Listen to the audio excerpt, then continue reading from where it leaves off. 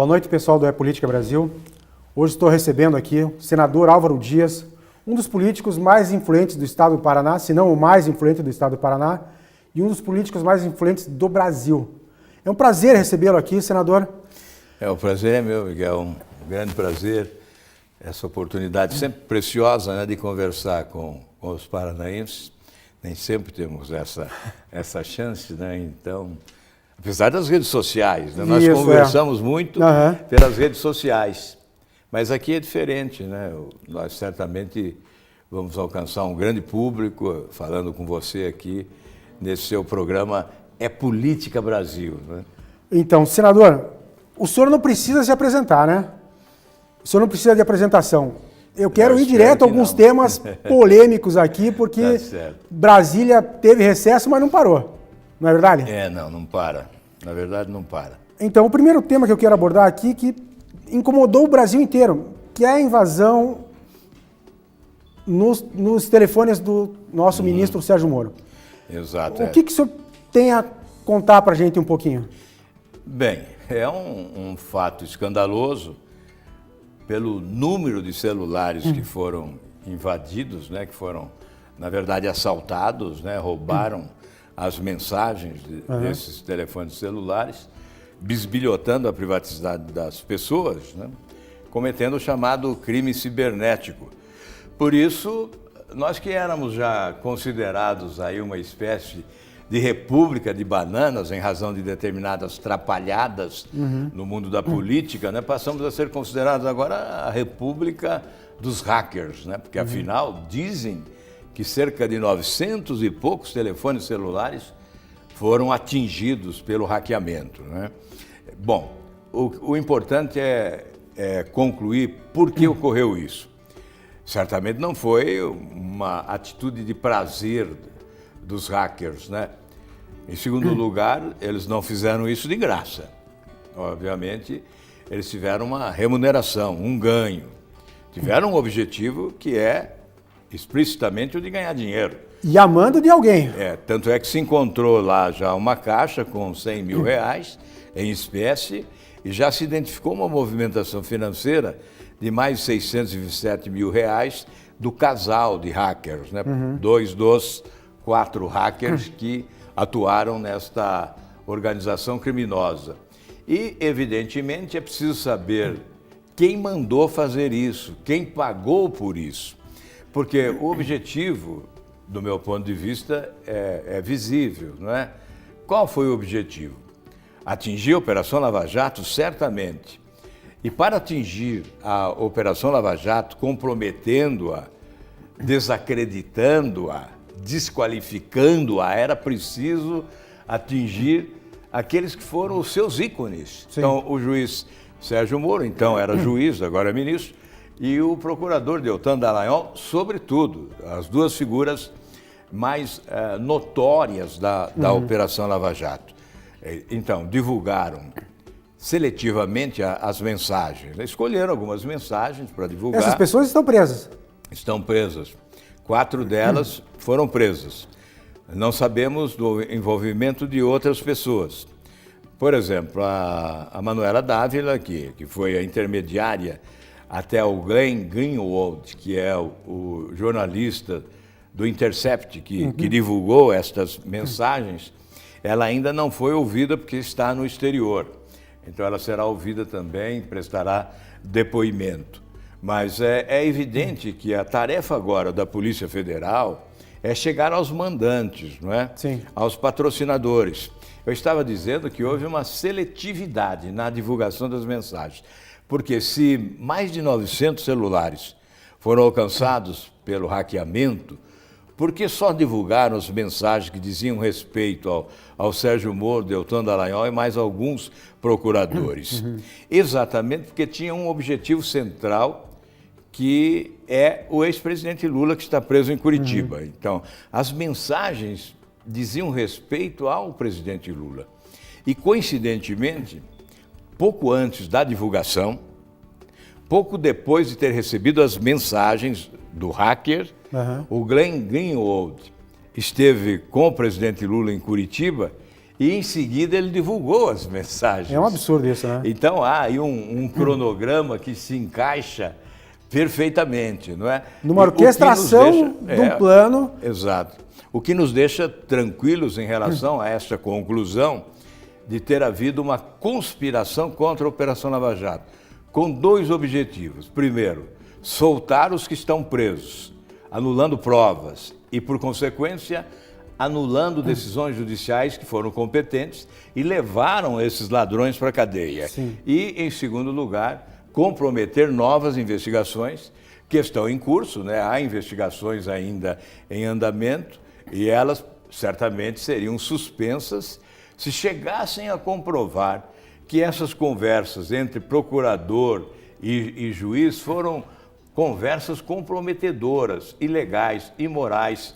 No entanto, olha, eu tenho dito que essa é a novela que poderia ter a seguinte denominação: A Montanha que Pariu o Rato. Porque, na verdade, eles geram expectativa, espetaculosamente geram expectativa, dizem, vem aí uma bomba, e depois soltam um traque.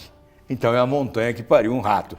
Porque essas mensagens não comprometem a Operação Lava Jato, elas não anulam prova alguma e, portanto, não anulam decisão judicial alguma. As decisões judiciais se deram com provas cabais, definitivas, materiais, testemunhais, delações premiadas, enfim, busca e apreensão de material de prova em várias localidades. Mas, senador, então, será há uma que seleção de provas. Não é só criar uma instabilidade? Não, na verdade, é uma conspiração contra a Operação Lava Jato. Porque sem limite, então, há né? uma luta que nós poderíamos, denominando esta operação dos vazamentos de vaza-jato, então está se dando um confronto entre vaza-jato e lava-jato. Vaza-jato e lava-jato. É preciso ver quem vai vencer no final. Eu creio que vencerá Lava Jato, porque está com a verdade. Sim. E a população apoia, e é a prioridade do povo brasileiro. É muito importante, portanto, defender nesta... Por isso que eu estou intransigentemente defendendo. Alguns dizem, olha, não coloque a sua mão no fogo, não brigue tanto pelo Moro e pelo Deltan Dallagnol, você pode se arrepender depois. Eu digo, é muito importante essa briga, porque se nós deixarmos só os adeptos da Vaza Jato ocupando o espaço de comunicação, é evidente que nós vamos dar vantagem à Vaza Jato e não à Lava Jato, que é a prioridade do povo brasileiro, que quer ver a organização criminosa totalmente desbaratada e sepultada e quer ver os ladrões na cadeia. Essa que é a nossa obrigação hoje. Defender sempre Polícia Federal, Ministério Público, a Justiça, para que a Operação Lava Jato tenha o êxito que a operação espera, que a população espera. Não, e que continue, né? E que continue e traga... Até o fim. E que vá até o fim, justamente. Senador, outra questão importante que eu gostaria de tratar aqui com o senhor é a questão da reforma da Previdência. Voltando do recesso, quais são os próximos passos agora? Bem, no dia 5 nós temos a votação na Câmara dos Deputados do segundo turno, não é? E nós teremos em seguida o Senado. O Senado já tem relator designado, que é o senador Tasso Gereissati.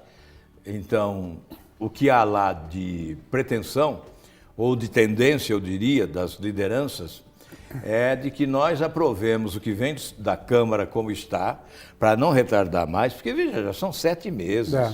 7 meses de um novo governo que não apresentou nenhuma reforma, que não aprovou nenhuma reforma. A primeira reforma a ser aprovada será a da Previdência, com esse atraso enorme. Não sei se você se lembra, mas na campanha muitas pessoas achavam isso ousado demais, mas eu sempre afirmava, olha, na primeira semana, se eu vencer as eleições, eu coloco na mesa do Congresso todas as reformas. Previdência, tributária, sistema federativo, política, enfim, todas as reformas necessárias para o país voltar a crescer economicamente. E vamos articular a aprovação de todas elas simultaneamente. Somos lá 513 deputados, 81 senadores. Vamos dividir em comissões especiais e cada comissão especial vai debater uma das propostas e nós vamos aprovar em 120, 160 dias todas as reformas e o Brasil volta a crescer com velocidade. A respirar e crescer. Exatamente. E isso não foi feito. Então, só uma reforma da Previdência em 7 meses. Então, o que há no Senado é essa disposição de aprovar do jeito que está, do jeito que veio da Câmara, e depois colocar na mesa de discussão mais uma PEC, a chamada PEC paralela, né, que é mais uma proposta de emenda à Constituição, que virá para incluir os estados e municípios que foram excluídos desta proposta de reforma da Previdência. Mas, senador, viria no mesmo molde dessa geral, dessa reforma da Previdência apresentada pelo governo. A partir daí, nós teríamos uma discussão com governadores, prefeitos, para definir a proposta de estados e municípios da reforma da Previdência. Porque cabe ao Congresso Nacional, sim, especialmente ao Senado, que é a Casa da Federação, porque nós vamos ter eleição o ano que vem. Imagine, na eleição municipal, você debatendo a reforma do sistema previdenciário de Curitiba, na Câmara de Vereadores de Curitiba. Que discussão complexa, nervosa, tensa, com pressão forte de servidores públicos, né? Isso em todos os municípios do país.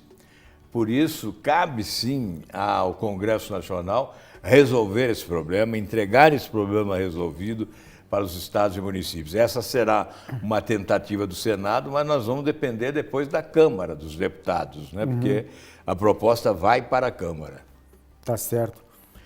Bom, e após a reforma da Previdência, viria a reforma tributária, é isso? Exato. Veja, a reforma tributária deveria ser a primeira, não é? Porque eu acho que é a força motora do desenvolvimento. Se nós queremos gerar emprego, ver a economia crescendo mais, nós deveríamos ter feito primeiro a reforma tributária. E ela poderia ter sido feita porque no final do ano passado, a Comissão Especial da Câmara dos Deputados aprovou a proposta do Luiz Carlos Rauli, nosso deputado do Paraná, de reforma tributária. E o que ocorreu neste ano? Inexplicavelmente, o presidente da Câmara engavetou a proposta que já estava na marca do pênalti, era só chutar, era só levar ao plenário da Câmara. Já tinha passado pelas comissões. Então, deixou na gaveta e colocou uma nova proposta, assinada por um deputado de São Paulo chamado Baleia, que é a proposta de um grupo econômico, não é?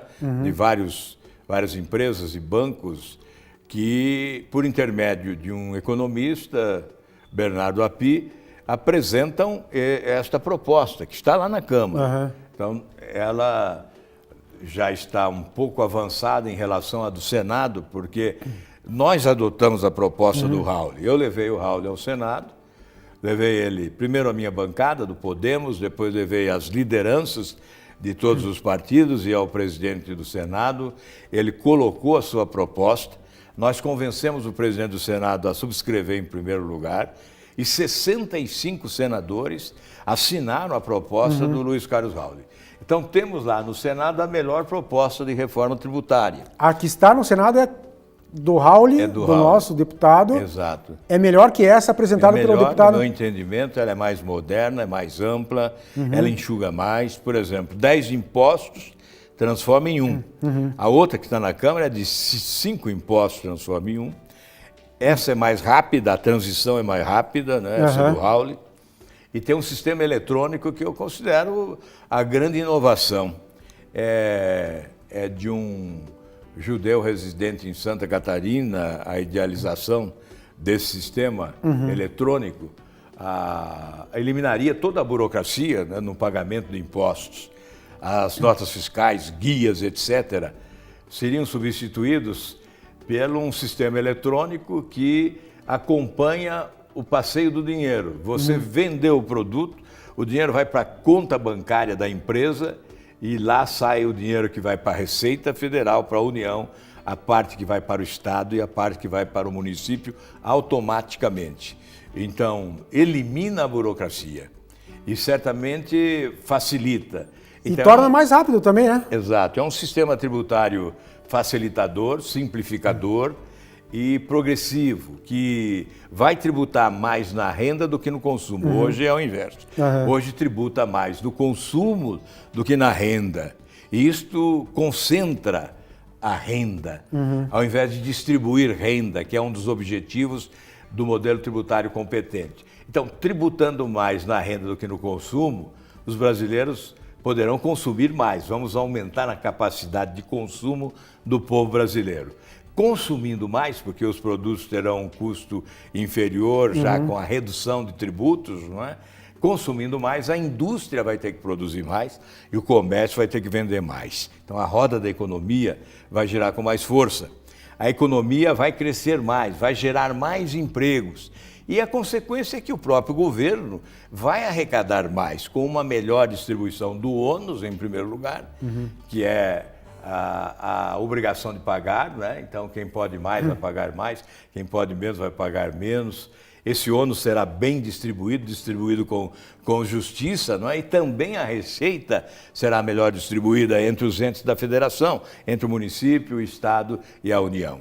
É isso que o povo brasileiro precisa ver, precisa acreditar e precisa acontecer para que esse desenvolvimento faça a população acreditar. Exato, Miguel. Olha, eu vou dizer aqui com muita franqueza. Isso já teria acontecido se o governo tivesse competência. O governo tem atrapalhado muito, infelizmente. Olha, eu posso desagradar os apaixonados do presidente Bolsonaro, mas eu tenho que dizer a verdade. Eu estou lá para ajudar o presidente, eu quero que ele acerte, porque eu quero o bem do Brasil. Nós estamos ajudando, fazendo o possível para ajudar, mas ele não pode atrapalhar tanto. O governo não encaminhou nenhuma reforma tributária, não contribui para que a articulação ocorra entre as duas casas. O presidente da República devia estar articulando isso, liderando esse processo, porque nós temos um conflito entre as casas, não é? Sim. A Câmara começa lá e nós começamos aqui e vamos trombar no meio do caminho, então precisa ter um entendimento entre a Câmara e o Senado para que isso se dê de forma competente e no mais rápido tempo possível, no mais curto espaço de tempo possível. Isso tem que chegar a ser promulgado ainda este ano. Tem gente dizendo, não, esse ano não sai reforma tributária. Nós vamos perder mais um ano? Não podemos mais. Não podemos perder mais tempo, tem empresa fechando, o desemprego está crescendo, nós temos que correr atrás do prejuízo. Tá certo. Senador, a gente vai fazer um breve intervalo aqui e depois eu quero falar da sua principal bandeira, que é o fim do foro privilegiado. A gente já volta. Tá ok.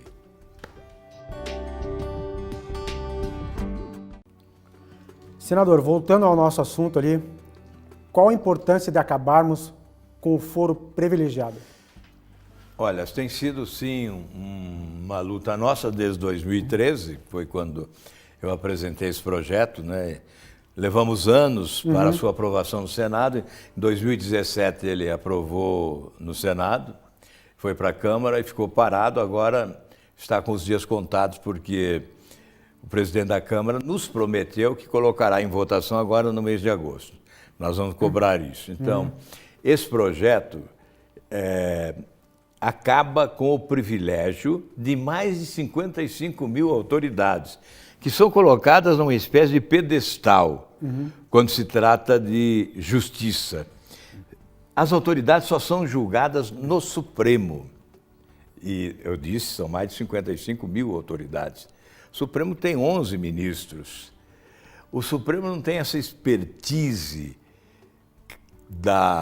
do processo criminal, não é? O Supremo não foi instituído para isso. O Supremo é instituído, sobretudo, para a defesa da Constituição. Então, as questões de constitucionalidade das leis é que passam pelo Supremo Tribunal Federal. Então, parece que o Supremo foi constituído, o modelo do Supremo Tribunal Federal foi idealizado para não funcionar em matéria de crime. Então, não há julgamentos, não é? Com exceção do mensalão, que nós tivemos um fato histórico inusitado. Veja agora, na Operação Lava Jato, em 5 anos, Enquanto aqui em Curitiba, ou na primeira instância, porque tem o Rio de Janeiro também, né, alguma coisa em São Paulo e Brasília, nós fizemos 285 condenações, com quase 3.000 anos de cadeia. Lá no Supremo tivemos só uma condenação, com 13 anos de cadeia. Essa é a diferença. Então, esse privilégio é deplorável. Nós temos que ser iguais perante a lei, a Constituição diz isso, está lá no artigo 5º da Constituição, mas a Constituição é rasgada por um dispositivo que está exatamente no seu corpo, não é esse dispositivo que dá essa prerrogativa, que oferece essa prerrogativa às autoridades beneficiadas com um sistema desigual. Isso no mundo não tem nada igual ao Brasil em matéria de privilégio para as autoridades. Por isso o fim do foro privilegiado agora em agosto será um salto civilizatório. Nós teremos que comemorar esse feito, porque aí sim nós estaremos caminhando para aquilo que desejamos, uma nova justiça, onde todos seremos iguais perante a lei. Será aprovado, com certeza. Eu não tenho dúvida. A dificuldade é colocar em votação, porque ninguém tem coragem de votar contra um projeto e sair na rua. Um projeto desse, votar contra e sair na rua, é correr sério risco. Então, não se elege nunca mais. Eu não creio. Nós temos que... A dificuldade do Senado também foi essa, de colocar em votação. Mas quando conseguimos colocar em votação, aprovamos por unanimidade. Então eu espero que na Câmara ocorra o mesmo. Eu desejo que o senhor vença essa batalha, porque é uma batalha, não é só sua, é dos brasileiros. Veja, vou dar mais um exemplo, né? Nós temos aqui em Curitiba pessoas ilustres presas, né, no sistema penitenciário, no Rio de Janeiro também. Lá no Rio de Janeiro, 5 ex-governadores foram presos. Nós temos ex-ministros presos, ex-presidente da República. Mas eu falei por quê? Porque se estivessem no exercício do mandato, não estariam presos, protegidos pelo foro privilegiado. Então, no momento que nós aprovarmos esse projeto, muitos dos políticos que estão sendo investigados e que não estão presos, poderão ser presos logo, porque aí passarão a ser julgados como qualquer outro brasileiro e estarão na primeira instância no banco dos réus. Por isso que alguns falam, tem essa seletividade, alguns estão presos, outros não. Os que perderam o mandato foram presos, os que conseguiram reconquistar o mandato continuam ainda protegidos pelo foro privilegiado, que é o guarda-chuva da impunidade. E o pior, senador, que possivelmente continuem cometendo crimes. Exatamente, porque estimulados Atrás pela impunidade. Disso, né? Estimulados pela impunidade. A impunidade estimula. Se o cidadão vê que não há condenação, ele acaba sendo tentado e cede a essa tentação da corrupção. É preciso dizer o seguinte, nós não podemos nocautear a corrupção, eu acho isso impossível, mas nós podemos ganhar por pontos, né? nessa luta contra a corrupção. Com certeza. Nocautear não, acabar definitivamente não, mas ganhar por pontos sim, porque nós vamos limitar a ação dos corruptos, nós vamos reduzir os índices de corrupção no país. A gente vai mudar essa cultura da corrupção. Exatamente, veja que isso é fundamental, né? Se nós queremos um país desenvolvido, nós temos que reduzir os índices de corrupção. A corrupção é responsável pela fuga de investimentos no Brasil. Nós desperdiçamos oportunidades preciosas porque o Brasil é colocado no ranking dos países mais corruptos do mundo em lugar de destaque. Todos os anos esse ranking é elaborado lá pela Transparência Internacional, que tem sede em Berlim, na Alemanha, e os grupos econômicos escolhem para os seus investimentos os países com menores índices de corrupção. Então, se nós tivéssemos, vamos dar um exemplo aqui que é desta Transparência Internacional. Se no Brasil nós tivéssemos os mesmos índices de corrupção da Dinamarca, nós teríamos aqui uma renda per capita 70% maior do que temos. Ele aí, o cinegrafista estaria ganhando 70% a mais do que ganha hoje. Então, e é isto que vale.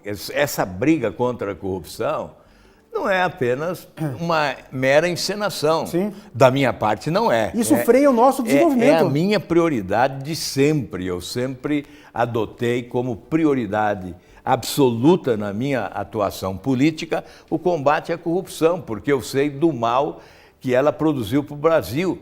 Muita gente morre em corredor de hospital porque o dinheiro foi roubado pelos ladrões de colarinho branco e não há dinheiro para atendimento médico hospitalar. Muita gente morre nas ruas pela violência, tragados pela violência, porque não temos segurança pública, o dinheiro foi roubado também. Então não há equipamentos, não há aparelhamento do Estado policial, não há remuneração adequada, não há estímulo ao policial, porque o dinheiro é roubado. Então nós devemos denominar aqueles que assaltaram o Brasil nos últimos anos de ladrões e assassinos. Porque o dinheiro que roubaram produziu a morte, e isto foi um assassinato de milhares de pessoas nesse país. Não, eu concordo plenamente com o senhor. E o meu sonho é ver o seu projeto aprovado. Senador, outra questão aqui importante, que a gente acha que não pode fugir muito das reformas, né? E a reforma política. Eu vejo os parlamentos muito inchados. Por exemplo, Sim. as assembleias, as câmaras de vereadores, a Câmara Federal. Como que o senhor vê essa? São os projetos que eu mais gostaria de ver aprovados, que eu venho apresentando desde 99. O Paraná, em 98, eu estava fora da política desde 91, quando terminei o mandato de governador e não disputei o Senado. Aí eu voltei, disputei o Senado em 98. Me elegi, um dia eu fui a Maringá, na casa do meu pai, e ele me perguntou: meu filho, você não acha que tem político demais? Eu falei: é verdade, pai, eu acho sim. Vou tentar diminuir o número de políticos, eu disse a ele. Né? Aí eu assumi um compromisso com meu pai, que hoje não é vivo, mas esse compromisso está de pé. Então, um dos primeiros projetos que eu apresentei em 99 como senador foi reduzindo o número de senadores, deputados federais, estaduais e vereadores. Um legislativo mais enxuto, mais econômico e mais qualificado. Você imagine a economia que isso proporcionaria. Por quê? Se você elimina 1/3 do Senado, são 27 senadores menos. Aí você elimina 27 gabinetes. Sim. Aí você elimina não sei quantos cargos comissionados. Aí você elimina verba indenizatória, são R$15 mil por mês para cada senador. Eu abro mão disso tudo, né? Já abri mão há muitos anos. Aí auxílio moradia você elimina. Aí, veja, na soma, são milhões de reais de economia. Então, às vezes, as pessoas ficam discutindo o salário do parlamentar. O salário não é a questão. Justamente. A questão é o exagero, é o penduricalho, a tal complementação que vem de auxílio moradia, verba indenizatória. Auxílios e benefícios, né? Esses benefícios que só as autoridades possuem, né? O povo trabalhador brasileiro não possui esses benefícios. Então, olha, eu digo isso com a maior tranquilidade, porque eu abri mão de tudo isso, né? Abri mão. Aposentadoria de ex-governador, o único ex-governador do Paraná que abriu mão desta aposentadoria, que é uma remuneração generosa. É o teto salarial de R$33 mil mês. Então, se você fizer a conta, foram 29 anos de direito líquido e certo que eu tenho, desde 91, março de 91, o direito líquido e certo, eu teria recebido R$11.300.000. E pode ter certeza que faz falta. Dá para ter Pode ter certeza que faz falta. Com certeza. Então, não está na minha conta bancária, está nos cofres do Estado. Se foi bem utilizado pelos governantes, é outra história. Mas esse dinheiro ficou lá para ser utilizado e bem utilizado. Como eu abro mão também do auxílio moradia, anualmente eu economizo R$770 mil de todas essas economias. Né? Então, todos os anos eu economizo mais de R$700 mil. O ano passado, 770 mil. Porque, além de todas essas verbas, eu economizo também parte da minha cota de passagem. Né? E isso acrescenta economia. Portanto, estes projetos eu tenho apresentado e reapresentado. Estão lá, tramitando no Congresso, no Senado Federal.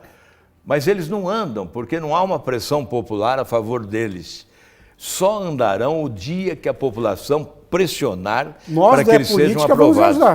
Nós, da política, vamos usar, porque não é um absurdo. Se nós fizéssemos isso, Miguel, nossa, nós iríamos conferir uma brutal economia, uma grande economia, porque tem o desdobramento, não é só o senador que é eliminado. Sim. Não é só o deputado federal que é eliminado. É todo um aparelhamento que existe por trás. Tudo que vem por trás justamente é que vai para o espaço e os recursos são economizados. Sim. Então, enfim, nós tentamos e vamos continuar tentando. Não, eu vejo, não vou nem pegar o Paraná aqui como exemplo, vamos pegar o estado de São Paulo, tem 90 deputados estaduais. É um absurdo. E olha, eu vou dizer com justiça para São Paulo. E não é o estado que tem mais, porque se nós compararmos o deputado federal, por exemplo, enquanto um deputado federal de Roraima fala por 50 mil habitantes, um deputado federal de São Paulo fala por mais de 500 mil habitantes. E a Câmara dos Deputados é a representação da população. Então, deveria ser proporcional ao número de habitantes de cada estado. Então, São Paulo tem 70 deputados federais, acho que é 94, se não me engano, é 94 estaduais, mas tem 70 deputados federais. Então, no meu projeto, esse seria o teto, né? E depois teria o piso. Então, haveria uma readequação do número de parlamentares de cada estado. E seria proporcional ao número de habitantes. Então, nós restabeleceríamos a autenticidade da representação popular, porque há uma enorme distorção hoje no Congresso Nacional. Eu levantei alguns números, assim, por exemplo, o número de vereadores no Brasil. Mais de 55 mil, né? Não, mais de 100 mil vereadores. Mais de 100 mil vereadores. Mais de 100 mil vereadores. É um dinheiro sem fim. Mas, senador, eu sei que o senhor tem outros projetos em andamento. Certo. Olha... Eu queria que o senhor destacasse alguns pontuais, de extremamente... todos são importantes, mas os que o senhor julga... Exato. Bom, a minha atuação sempre foi muito ligada ao combate à corrupção, por isso boa parte dos meus projetos tem a ver com a legislação criminal. Hoje eu tenho 13 projetos no Senado que dizem respeito a esse pacote anticrime, antiviolência e anticorrupção do Ministério da Justiça. Alguns deles são fundamentais. Vou dar um exemplo. O que legitima constitucionalmente a prisão em segunda instância. Porque hoje o Brasil está prendendo os condenados em segunda instância, mas é em razão de uma jurisprudência do Supremo, que pode a qualquer hora ser alterada. Então é preciso legislar para que nunca se discuta mais essa matéria. Não é? Você vê, entre os países vinculados à ONU, acho que são 133 ou 123 ou 183, agora não me lembro bem, o Brasil é o único país que não tem na legislação a prisão em segunda instância. Então, nos outros países, ou é em primeira instância ou em segunda instância, vai para a cadeia. Não tem essa contemporização que há no nosso país. Então, esse é um dos projetos. Eu tenho 28 projetos aprovados no Senado. Não, eu pesquisei. E parados na Câmara. Eu pesquisei. Parados na muito Câmara. Projeto. Tenho 28 que já aprovados no Senado, parados na Câmara. Um deles, o último, diz respeito ao fim do sigilo bancário para os empréstimos externos, empréstimos para outras nações. Então, empréstimo para Cuba, Angola, Venezuela, etc., com dinheiro público, por intermédio do BNDES ou mesmo de banco privado, desde que seja repassador de dinheiro público, esse sigilo não existirá. A população tem que saber. Por exemplo, quando eu era governador, eu tomei empréstimo do Banco Mundial. A população ficou sabendo. Ficou sabendo o valor, onde seria aplicado, qual seria a perspectiva de retorno desse dinheiro, prazo de carência, taxa de juro e tempo de pagamento com as prestações estabelecidas. Então, tudo detalhado. E o governo brasileiro aí dos últimos tempos emprestava dinheiro para Cuba, Angola, Moçambique, Venezuela, empréstimos muitas vezes secretos, vinha lá com a tarja de secreto. Então eu travei uma briga para revelar as informações sobre esses empréstimos. E apresentei esse projeto, foi aprovado no Senado e agora já está na Câmara dos Deputados. Então, em relação a projetos, na área da educação, por exemplo, eu tenho um projeto que é muito antigo, né?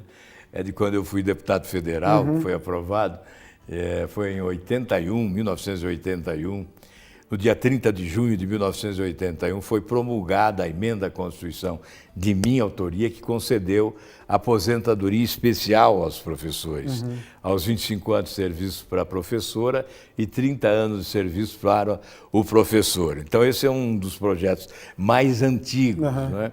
Aprovado. Eu fui o relator também do Plano Nacional da Educação. Apresentei 100 emendas, 101 emendas, e 50 delas foram aprovadas, não é?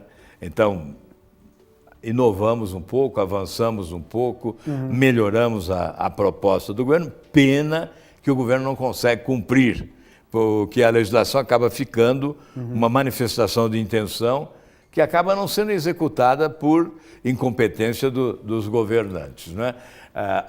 Sobre o esporte também, eu fui relator da Lei Pelé, não é? Que mudou a Lei Pelé. Aliás, começamos lá com a CPI do futebol em 2001, e da CPI do futebol que eu presidi, idealizei e presidi, surgiu o Estatuto do Torcedor. Então, veja, muita gente não sabe, mas o Estatuto do Torcedor nasceu da nossa iniciativa. A Lei de Responsabilidade do Desporto Brasileiro também da nossa iniciativa. Não é? Mas, senador, quem não sabia ou quem não lembra agora está sabendo e está lembrando. Está lembrando, E depois, aí eu fui relator da reforma da Lei Pelé. Aí também introduzi mais algumas medidas interessantes a favor da melhoria do desporto, porque, olha, as pessoas às vezes falam, futebol, isso é diversão, vamos falar de coisa séria, poxa, mas o futebol no mundo, a época que eu fiz a CPI, hoje eu não sei quanto, deve ser muito mais, né? Mas a época que eu propus essa CPI, o mundo mobilizava 200 bilhões de dólares por ano com o futebol. Imagine hoje, porque cresceu futebol demais. É um negócio. Cresceu demais na Inglaterra, nos Estados Unidos, na Europa toda, né? As transmissões para o mundo todo. Isso movimenta muito dinheiro, muito emprego, não é? Renda, receita pública.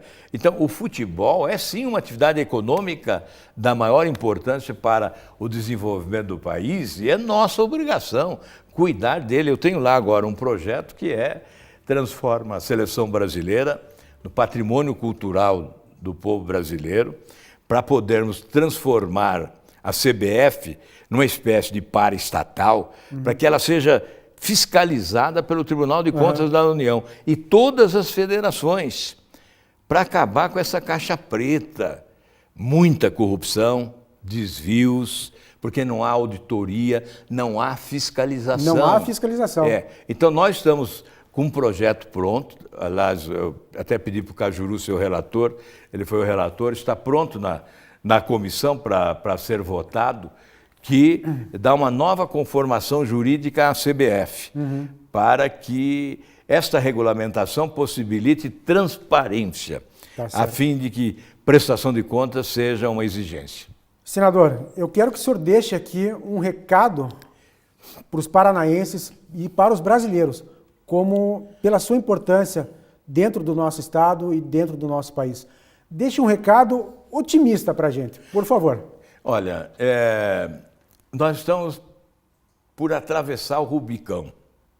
Depois deste fenômeno que estamos assistindo, que estabeleceu aí uma dicotomia da extrema esquerda contra a extrema direita e vice-versa, nós estamos assistindo a alguns absurdos incríveis, inesperados, inusitados. Então, vamos ver que país emerge pós-absurdos que nós estamos assistindo no Brasil. São absurdos que estão ocorrendo. Vamos verificar que país teremos depois desse absurdo. Eu sou otimista. Eu acho que nós vamos mudar muito, o Brasil vai mudar muito. A população brasileira vai encarar de forma diferente as questões da atividade pública. Vamos eliminar essa dicotomia, olha. Não podemos esperar mais. Olha, isso está cansando, sabe? Isso está cansando. Se você critica alguma atitude do governo Bolsonaro, você é petista. Uhum. É petista. Isso não é possível. Eu nunca fui petista, eu sempre combati o PT nesses anos todos, ninguém combateu mais do que eu. Agora, eu tenho o direito de criticar erros do atual governo. Eu quero apoiar o máximo que eu puder apoiar a bem do Brasil. Mas as pessoas precisam entender que para ajudar o país é preciso botar o dedo na ferida, é preciso mostrar o erro. Isso mesmo. Para dar oportunidade de correção. Mas querem que só aplauda. Querem aplausos, apenas aplausos. Porque aí diz, é melhor assim do que com o PT. Mas o PT já foi demitido nas urnas. Agora nós temos que construir o futuro do Brasil e se constrói com eficiência, com competência, com honestidade, com respeito à sociedade. É isso que nós queremos. Se eu puder transmitir alguma mensagem, se eu tiver esse direito, não é? Depois da surra que eu levei nessa eleição, às vezes eu fico pensando, acho que eu não tenho esse direito, mas eu tenho essa obrigação. E como cidadão, então não é como político, porque fui surrado nas eleições últimas, né?